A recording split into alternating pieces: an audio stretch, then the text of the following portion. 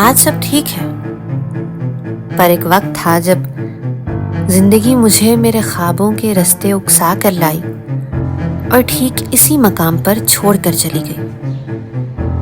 یہ مقام ہے دشت جمود، جہاں راستے ہوتے ہیں تو صرف واپسی کے، پر وہ شخص کیسے واپس جائے جو ساری کشتیاں جلا کر آئے۔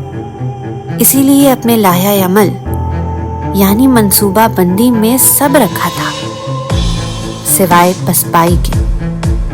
بھروسہ، ثابت قدمی، مسلسل محنت اور جدت سے اس دشت میں ایک نیا راستہ ہموار کر ہی لیا تھا۔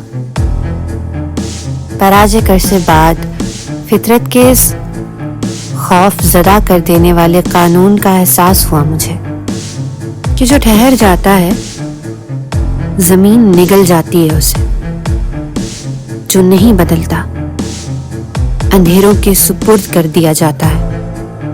مطمئن ہو جانا محض ایک لغزش ہے انسان کی، جو نہیں تراشتا خود کو، وہ اپنی ہی داستاں سے خارج کر دیا جاتا ہے۔